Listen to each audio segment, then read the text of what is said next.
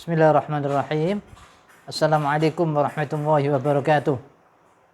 Alhamdulillahilladzi hadana li hadza wa ma kunna linahtadiya laula an hadanallah wala haula wala quwata illa billah. Wa qala ta'ala fi Qur'anil aziz, a'udzubillahi minasyaitonir rajim. Wallahu akhrajakum min butuni ummahatikum la ta'lamuna syai'a wa ja'ala lakumus sam'a wal absara wal af'idah la'allakum tashkurun. Shadaqallahul azim. Marilah kita bersama-sama meningkatkan takwa kita kepada Allah Subhanahu wa taala dengan takwa yang sebenar-benarnya.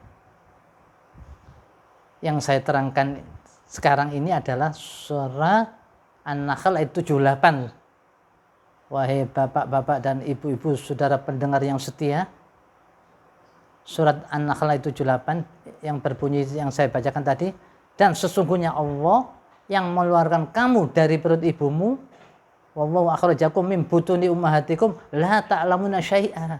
Kamu pada waktu orok bayi tidak mengetahui sesuatu apapun.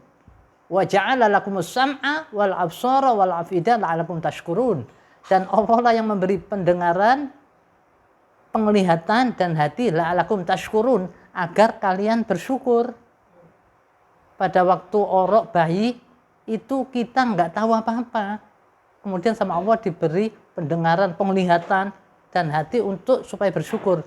Maka dari itu sangat luar biasa Allah menciptakan hambanya itu supaya kita mensyukuri betul-betul.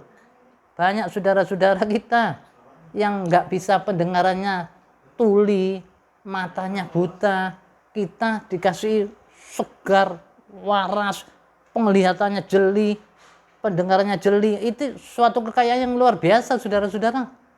Jangan dikira itu dianggap sesuatu yang kecil. Seandainya mata Anda dicopot satu aja, dikasih 10 triliun, Anda tidak akan mau. Ya, karena apa? Mata ini satu mata aja sudah unlimited, tidak bisa dihitung, apalagi dua mata. Nggak ada sedunia, sejagat raya ini. Matamu saya copot satu, saya kasih 20T, 30T, nggak ada yang mau. Karena ini pemberian daripada Allah SWT.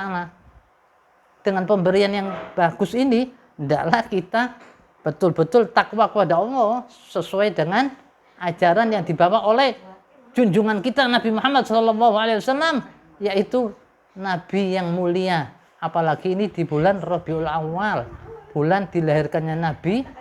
Jadi orang yang cinta kepada Nabi yaitu orang yang selalu membaca Al-Quran. Karena apa? Al-Quran itu adalah akhlaknya Nabi. Aisyah pernah ditanya, istri tercinta Rasulullah yang satu-satunya yang perawan, yang masih gadis, itu ditanya, apa sih akhlak suami tercinta ini ya Aisyah? Oh, akhlak suamiku yang tercinta ini adalah Al-Quran. Al-Quran yang 30 juz itu akhlaknya Rasul. Jadi kalau Rasul ini seandainya sekarang masih hidup, disebut Al-Quran, walking Al-Quran, karena masih orangnya hidup. Tapi karena Al-Quran, Nabi Muhammad sudah wafat, ya sekarang Al-Qurannya ini yang kita praktekkan dalam kegiatan sehari-hari. Setelah dibaca, kita praktekkan sehari-hari. Masya Allah, ini saudara-saudara, melampaui resepnya dokter ini, ya, semua kalah dengan resepnya dalam Al-Quran.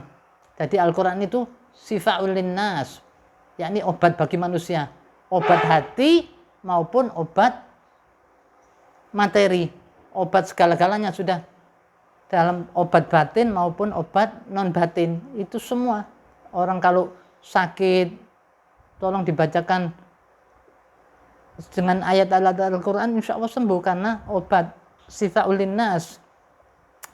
Jadi intinya saudara-saudara, bapak-bapak yang mulia dan ibu-ibu para pendengar setia, hendaklah kita takwa di samping kepada Allah SWT juga harus berbakti kepada ibunya ini tadi. Ya, mim butuni ummahatikum, diciptakan daripada Allah, menciptakan dari keluar dari perut ibu masing-masing. Begitu mau durhaka sama ibunya, yang ngamuk Allah SWT, Allah akan benci. Percuma kata Allah SWT, walaupun si anak itu sujud 5 waktu di masjid, kalau berani sama kedua orang tuanya, terutama ibunya, jangan harap bisa masuk surga, saudara-saudara. Karena Rasulullah bersabda dalam suatu hadis yang artinya, ya Rasulullah, siapakah orang yang paling saya hormati? Ibumu. Siapa lagi ya Rasulullah? Ibumu. Siapa lagi ya Rasulullah? Ibumu. Keempatnya baru bapakmu. Karena kok bisa begini, saudara-saudara? Ya jelas, ibu pertama yang hamil selama 9 bulan. Kemudian ibu melahirkan. Nah, berat penderitaannya ibu ini, sangat berat, saudara-saudara. Ibu melahirkan. Pertama ibu hamil dulu 9 bulan, kemudian ibu melahirkan, kemudian ibu menyusui. Paling sang ayah cuman apa, saudara-saudara? Sang ayah cuman bayar ke bidannya atau ke dokter berapa? Istri saya baru melahirkan anak saya tadi, berapa biayanya? 5 juta, kayak 10 juta. Maka dari itu ayah cuma satu, penderitaannya ibu sangat luar biasa, ibunya 3. Dan juga al-ummu madrasatul ula. Ibu itu adalah pendidikan utama di dalam rumah tangga. Karena kita di sekolahan paling berapa jam? Taruh 3 jam, 4 jam. Yang paling banyak mana? Di rumah. Maka dari itu peran seorang ibu sangat luar biasa, saudara-saudara. Dan kita harus patuh kepada kedua orang tua kita kalau ingin surganya Allah. Kalau ingin surganya Allah, nggak jauh-jauh, kata Allah, bakti sama ibumu. Itu cukup. Di samping sholat 5 waktu, mengerjakan semua amalan-amalan yang diperintahkan oleh Allah, berbakti kepada kedua orang tuanya, sudah jempol itu, saudara-saudara. Insya Allah orang itu dakhalal jannah. Jangan punya ibu malah dijelek-jelekan. Ibunya ada tamu, disembunyikan. Nggak boleh, maka ibunya harus dikeluarkan. Ini ibu saya yang mendidik saya, sehingga saya menjadi profesor, saya menjadi doktor, saya menjadi SH, saya menjadi ensur, karena ibu saya ini. Ibu saya yang memberi vitamin saya, ya, makanan-makanan yang bergizi. Akhirnya kita pandai sampai S1, S2, S3. Asal jangan es lilin, saudara-saudara. Ya, S3. Setelah itu, Masya Allah, jadi dunia ini akan indah kalau kita patuh kepada Allah SWT dan patuh kepada kedua orang tua kita. Sesuai dengan surat An-Nahl ayat 78. Billahi taufiq wal hidayah. Wassalamualaikum warahmatullahi wabarakatuh.